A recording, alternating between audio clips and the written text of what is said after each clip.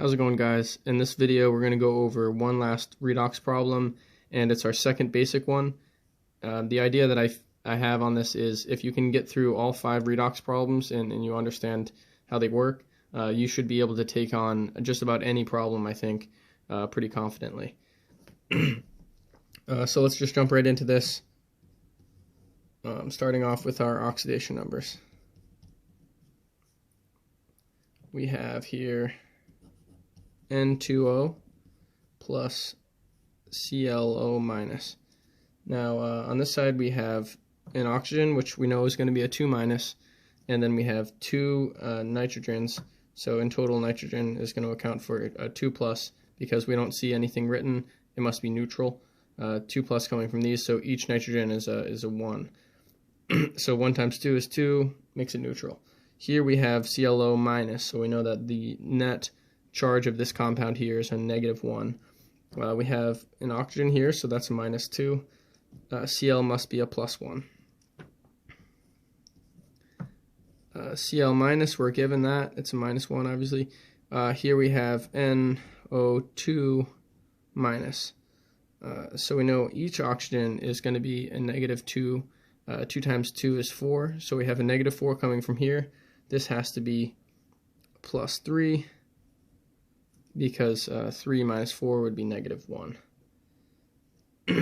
So now we're going to go down to step 2, split. So we're going to have the N2O yielding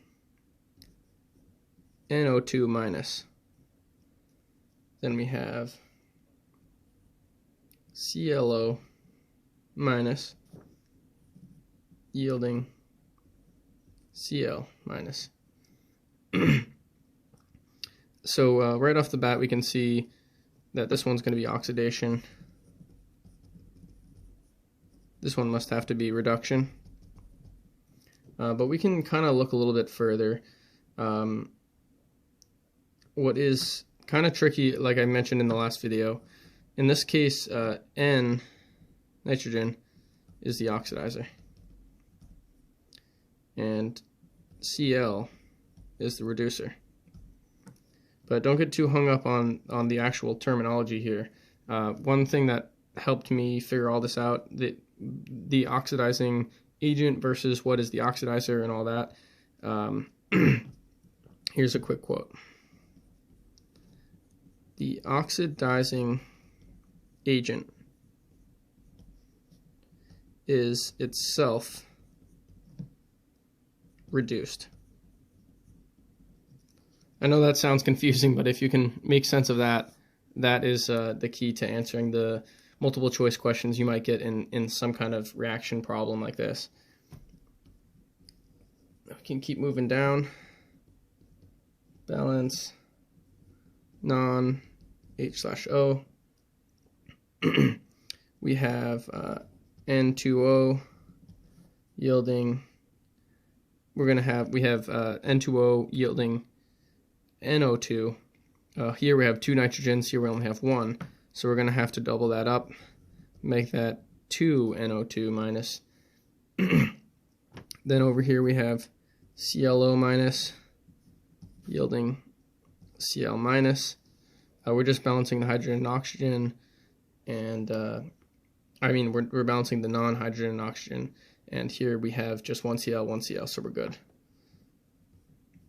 4, we're going to have balance oxygen.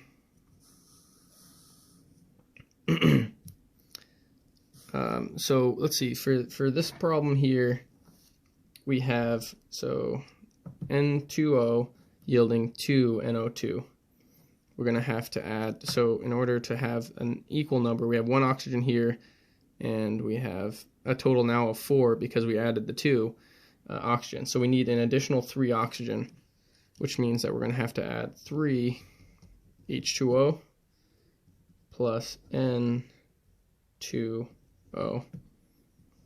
yields 2 NO2 minus. Now for this one we have ClO minus, and that's going to go to Cl, we have an O here and nothing over here. So that's going to just very straightforward. Cl minus plus H2O. Now we have one oxygen, one oxygen. We're good to go on to the next step. Oops, so we got step 5 here. Balance each. Let's see, so we have 3H2O plus N2O yielding 2NO2 minus. So basically we have everything balanced, everything should be balanced other than the hydrogens now, which we have 3 times 2, which is 6 hydrogens. So we're going to have to add 6 H plus ions to the other side. And now we're balanced. That's not too bad. So now we have, on this next one, ClO minus yielding Cl minus plus H2O. And what do we have here? We have 2 hydrogen here, no hydrogen over here, 2H plus ion here, plus ClO minus. So now we have 2 hydrogen here, 2 hydrogen here, 1 oxygen, 1 Cl, 1 Cl. So we're good. Everything is looking good so far. Now on to 6. Balance the electrons. What do we got here? So we have 3H2O plus N2O yields 2NO2 minus plus 6H plus. So now let's check out these charges. 3H2O, N2O, we have a minus here. NO2, we have the 2NO2 minus and the 6 here. So this side should be, in theory, totally neutral. Now over here we have NO2 minus as a compound. It has a net charge of just -1, but we know there's 2 of them. So we're going to have NO2 minus times 2. We have a net 2 minus over here and a 6 plus over here from these hydrogen ions. We know that's going to equal out to be a 4 plus that the other side does not have. So we're going to add those 4 electrons to counterbalance that charge. I'm sorry, that electron. So now we have on the other side, for the other reaction, we have ClO minus yields Cl minus plus H2O. Let's check out these charges. So on this side we have the 2H plus and the O minus. So that's a +2, -1. We have a net charge, should be of +1 on this side. And over here we have a net of -1 because that's neutral, and we have that 1 minus here. So let's look at this. The quickest way to balance that will be to add electrons to this side. So we're going to add 2 electrons over here. Now that's going to subtract +1 down to -1. Now both sides are -1. Those are balanced. And now we're good to go down to step 7. Set the electrons equal.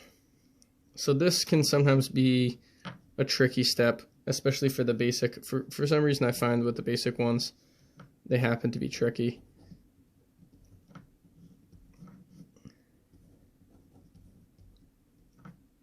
The good thing to keep in mind is there's nothing that's going to get harder than a difficult basic redox problem. So if you can do those, you should be good.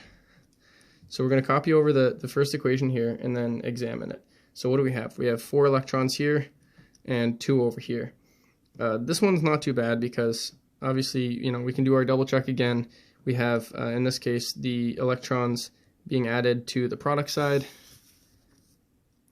Electrons on product side, that's oxidizing, N2O, we're good to go. Now we know we did everything right up there. 4 and 2, that's really easy. You can just multiply this whole thing by 2. So we're going to take that. And you could multiply it as you copy it, but for me, I just find occasionally you can just make one less mistake if you copy everything down one extra time. And if you don't have time for it, obviously don't do it, but this is how I like to do it. So now we're going to have 4 electrons plus 4H plus 2 ClO minus yields 2 Cl minus plus 2 H2O. And now we have balanced we've set our electrons equal. So now we can move on to step 8.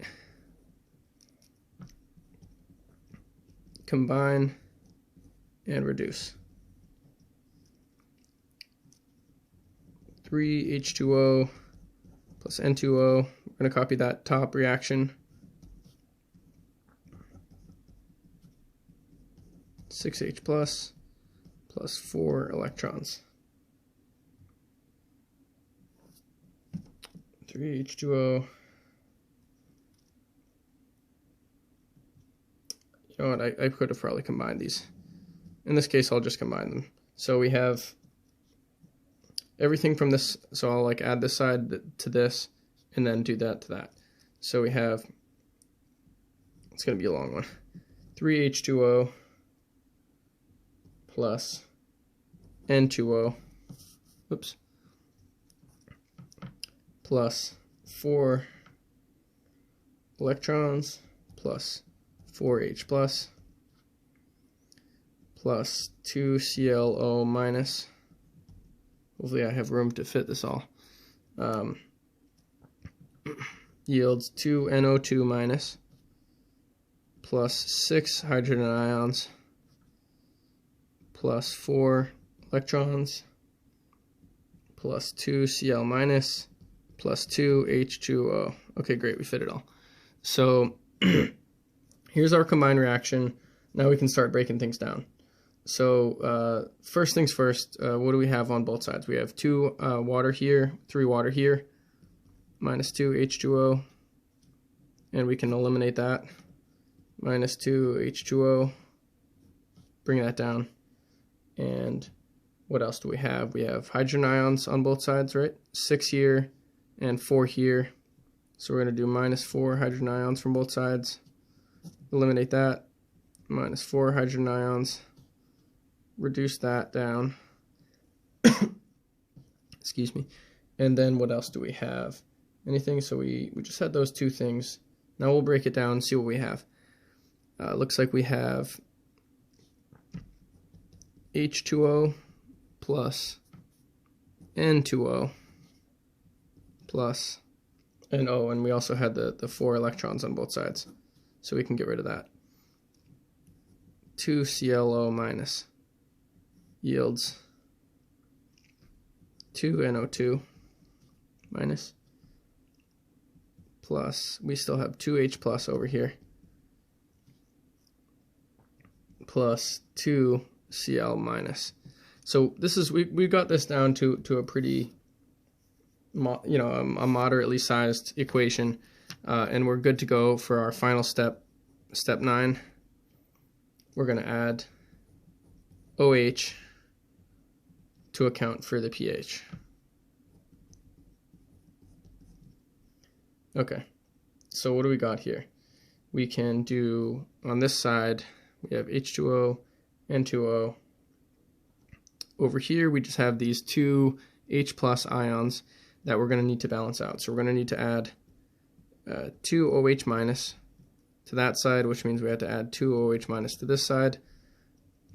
And then let's bring it down and see what we got.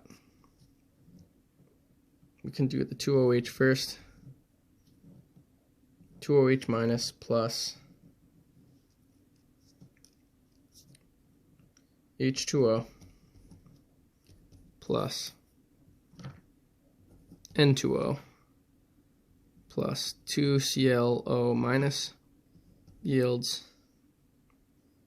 2 NO2 minus plus 2 Cl minus plus 2 H2O. Now what we have is, we had, again, like I said in the previous problem, we added 2 OH minus to 2 H plus ions.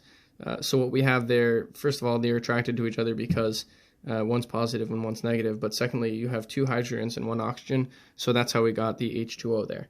So now we're going to take that H2O, and we have one H2O over here, so minus H2O from both sides, minus H2O, we're going to reduce that down to 1, and now we are prepared, I believe, to make our final answer.